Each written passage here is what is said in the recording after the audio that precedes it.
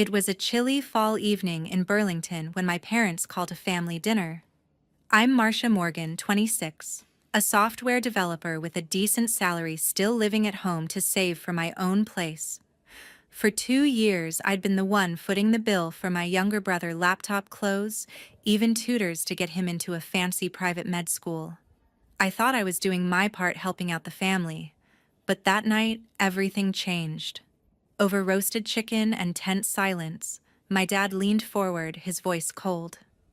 "Marcia, we need you to cover your brother's tuition. $50,000 a year." I froze fork halfway to my mouth. I'd already given so much, how could they ask for more?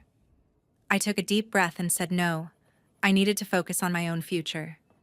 That's when my mom's face twisted. "If you don't help your brother, you're no longer our child," she spat. The words hit like a slap. My dad nodded, doubling down. "Family steps up, Marcia. You're letting us down." I tried to argue, but they shut me out, their voices rising. My brother just sat there, avoiding my eyes. I left the table, heart pounding, knowing this was only the start. They thought I'd cave, but they were wrong. What they did next would unravel secrets I never saw coming. If you've ever been blindsided by family demands, hit subscribe and drop your story in the comments. Let's talk about it. The next morning, I woke up to an empty driveway. My Ford Mustang, the car my parents gave me when I graduated college, was gone. I stood frozen on the porch, staring at the bare pavement where my pride and joy used to sit. My hands trembled as I marched back into the house, heart pounding with a mix of shock and fury. I found my parents in the kitchen, sipping coffee like nothing had happened. "Where's my car?" I demanded, my voice sharp. My father, Carl Morgan, didn't even look up from his mug. "We sold it," he said, his tone flat like he was discussing the weather. "Your brother's tuition isn't cheap, Marcia. We needed the money." My mother, Lois Morgan, stood by the counter, arms crossed tightly. "You're so ungrateful," she snapped, her eyes narrowing.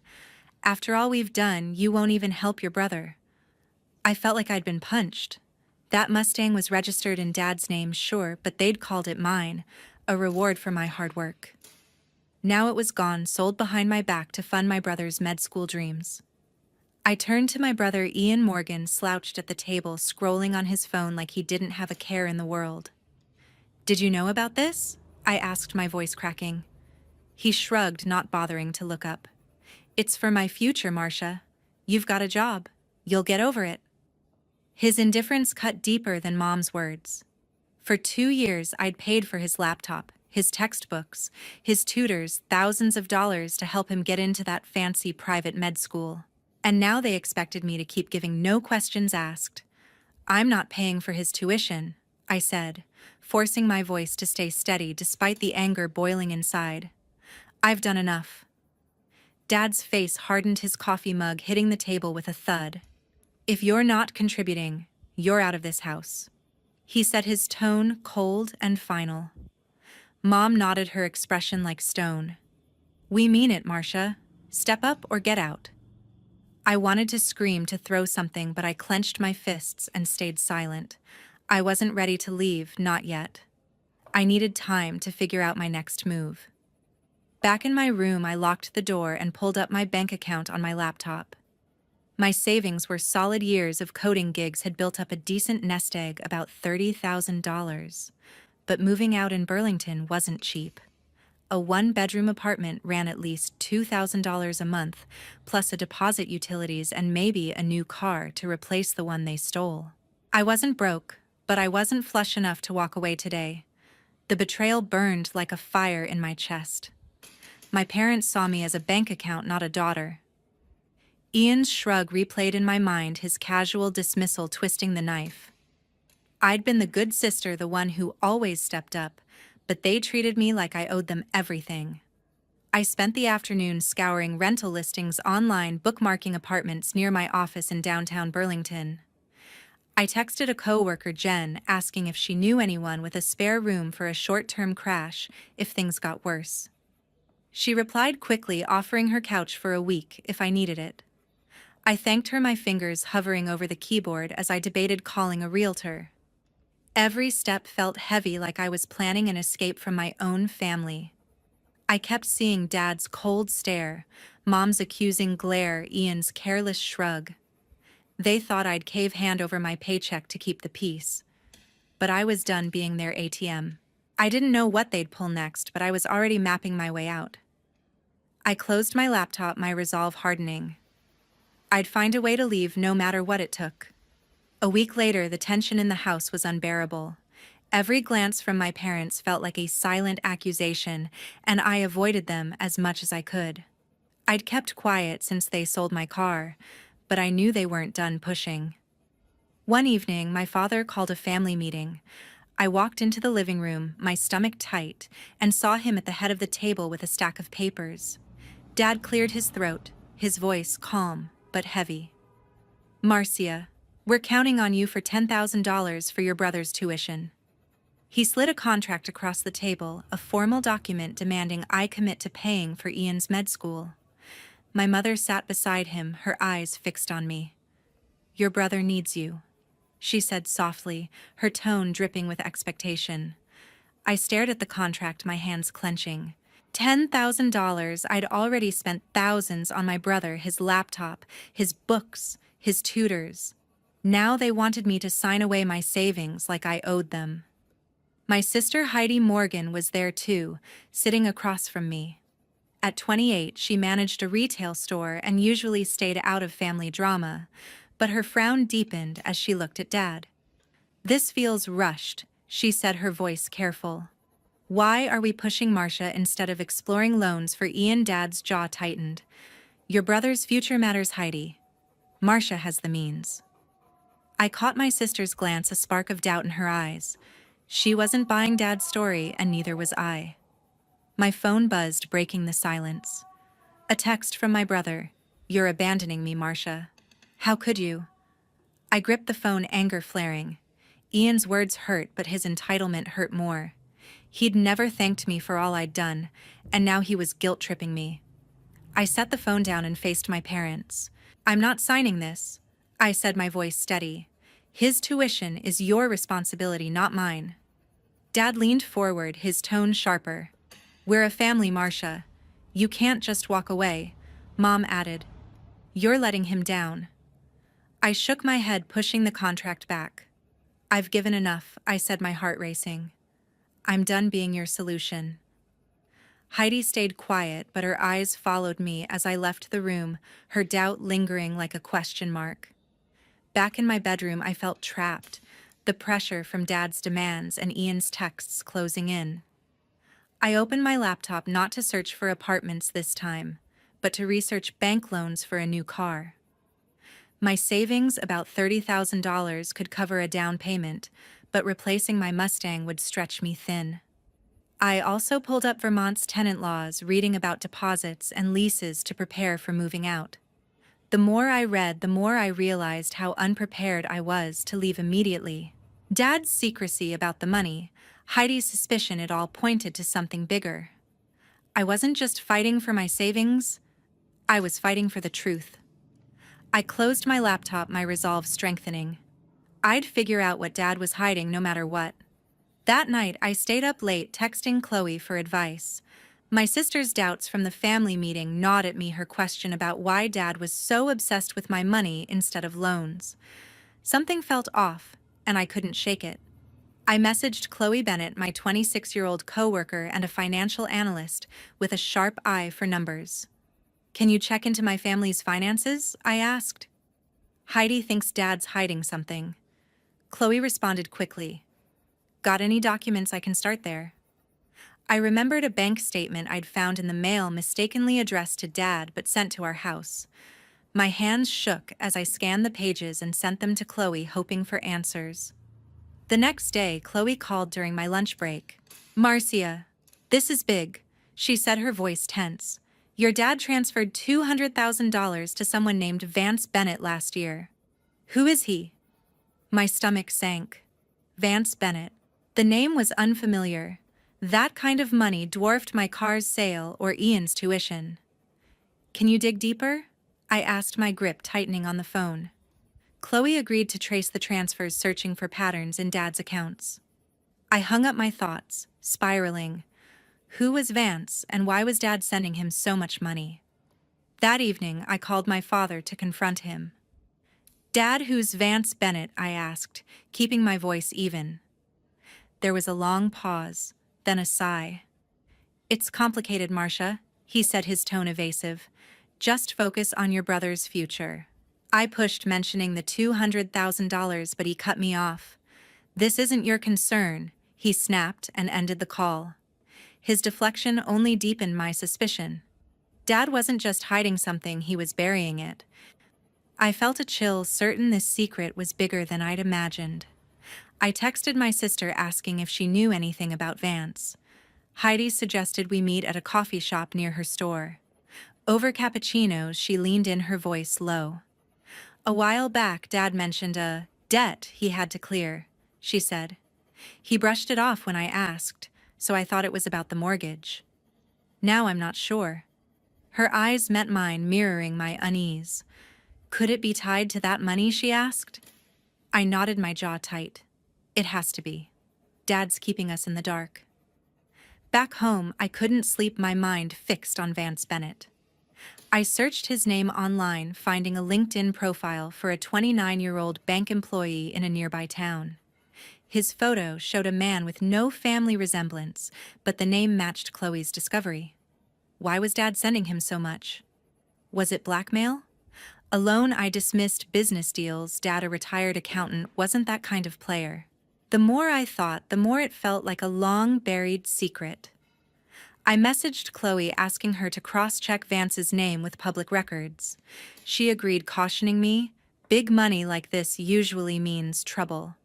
The next morning, I sat at my desk staring at my laptop.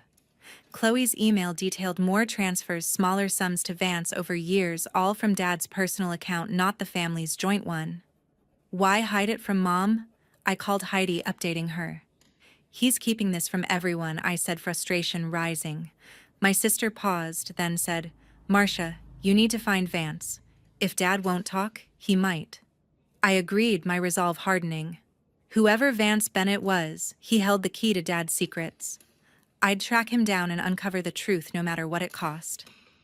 The next day, I went to a quiet neighborhood outside Burlington. My hands gripped the steering wheel of my coworker's borrowed car, my pulse racing as I followed the address Chloe had found for Vance Bennett. I pulled up to a modest house with a neat lawn, my stomach churning with nerves. I needed to know the truth about my father's secrets. I walked to the door, took a deep breath, and knocked. A man answered, tall, 29, with no resemblance to my family. "Vance." I asked, my voice steady. He nodded, his expression cautious. "I'm Marcia. We need to talk about my father." Vance invited me inside, his demeanor guarded. We sat in his small living room, and I cut to the chase. "Why did my father send you $200,000? His eyes widened, then softened with a mix of pain and resignation. "You don't know," he said quietly. "I'm Vance Bennett, your father's son. From before he married your mom." My heart stopped. My father's son, Vance, explained. Carl had been with his mother when he was 23, but abandoned them when Vance was born. His mother raised him alone, scraping by until she passed away last year. "He started sending money a few years ago," Vance said, his voice edged with bitterness. "Said it was to make up for it. I never asked for it." I leaned forward, my mind spinning. Make up for it? Did that include money from selling my car? Vance looked confused, so I explained how my Ford Mustang was sold without my consent. His face darkened. "He sent me $20,000 last week," he admitted. "I didn't know it was from your car." My chest tightened, a wave of nausea hitting me. That was my car. My freedom funneled into Dad's attempt to erase his guilt. I felt betrayed, not just by him, but by the lies that had shaped our family. I left Vance's house, my thoughts in chaos. I called my sister, asking her to meet me at a diner near her store. Heidi arrived, her face tense with concern. "What happened?" she asked. I told her everything: Vance, Dad's secret son, the money, my car.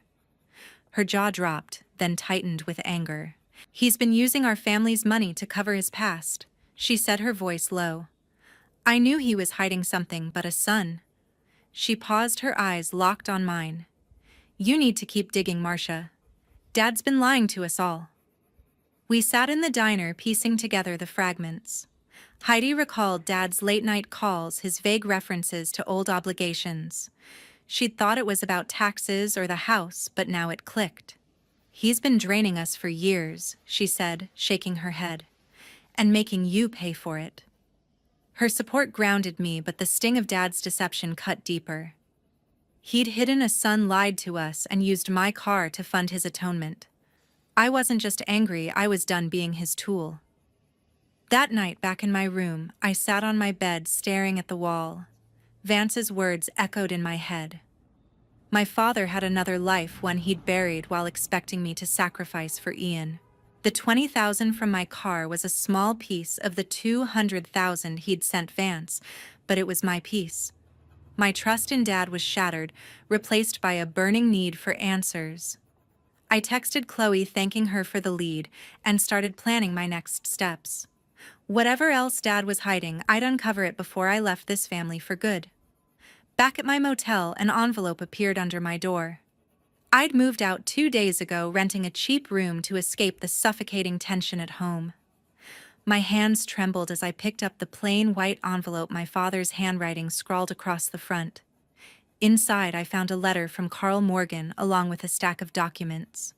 My breath caught as I read his words, an admission that Vance was his son, born before he married Mom. Attached were bank records showing he'd transferred $200,000 to Vance, records that also revealed he'd dodged taxes on the transfers, hiding them from the IRS. My head spun.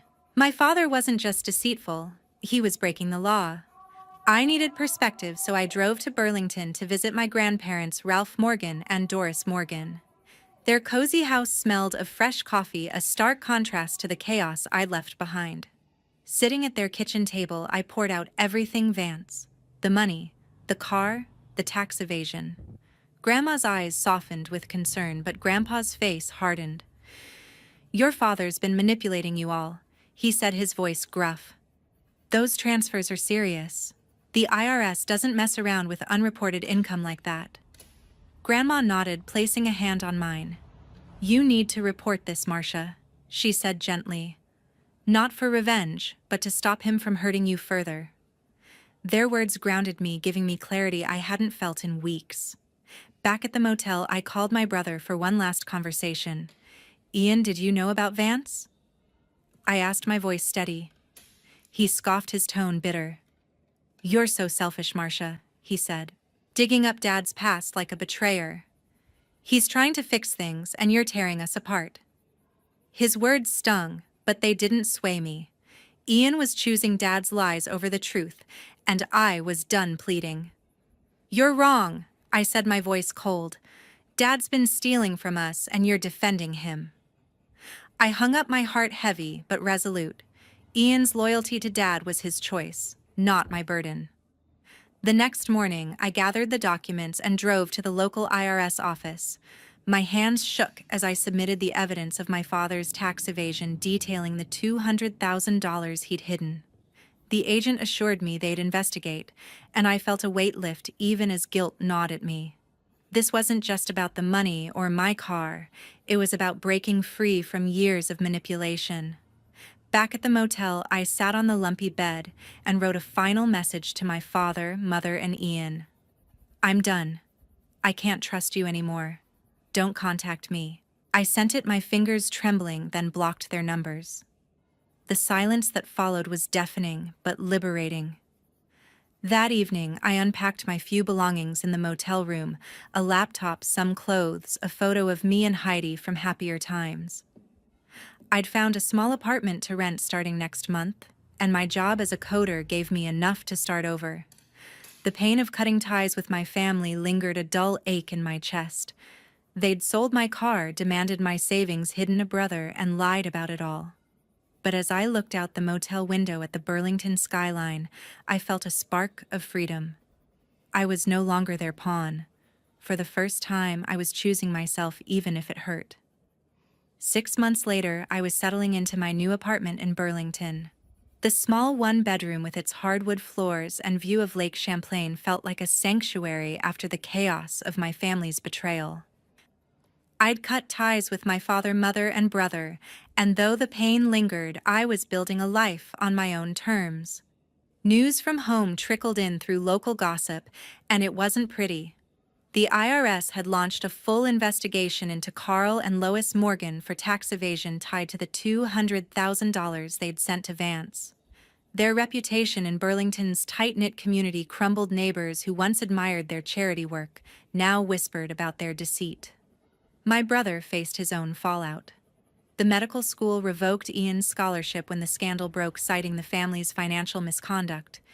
He was forced to take out hefty student loans to cover his tuition, a burden he'd avoided thanks to my sacrifices. Part of me felt a pang of guilt. He was still my brother, but his choice to defend Dad's lies had driven a wedge between us. I'd learned the hard way that enabling their manipulation only deepened the damage. I focused on rebuilding. I'd used part of my savings to buy a used Toyota Corolla, a reliable silver sedan that felt like a fresh start after losing my Mustang. At work, my coding skills earned me a promotion to lead developer with a raise that steadied my finances. On weekends, I discovered a new passion: hiking the Green Mountains. The trails, with their rugged paths and sweeping views, gave me a sense of freedom I'd never known. Each step up those peaks felt like shedding the weight of my family's expectations. One morning, I opened my laptop to find an email from my sister. Heidi wrote, her words heavy with regret. "I was wrong to stay neutral, Marcia. I should have stood up for you sooner. I'm sorry." Her apology stirred mixed feelings. I appreciated her honesty, but the wounds were still raw. She doubted Dad's actions in the end, but her initial silence had let me face the worst alone. I typed a brief reply. "Thanks for reaching out, Heidi. I need time." I hit send, my heart heavy but firm. I'd cut contact with my father, mother, and brother completely, and I wasn't ready to open that door with my sister either. Boundaries were my shield now, and I wasn't lowering them yet. As I sat in my apartment sipping coffee and watching the sunrise, I reflected on everything. My father's secret son, the stolen money, the lies they'd torn our family apart. But they'd also taught me something vital. Family doesn't justify manipulation. Setting boundaries is true strength. I'd spent years bending to their demands, thinking it was love, but real love doesn't demand sacrifice at the cost of self. By walking away, I'd reclaimed my life, even if it meant standing alone.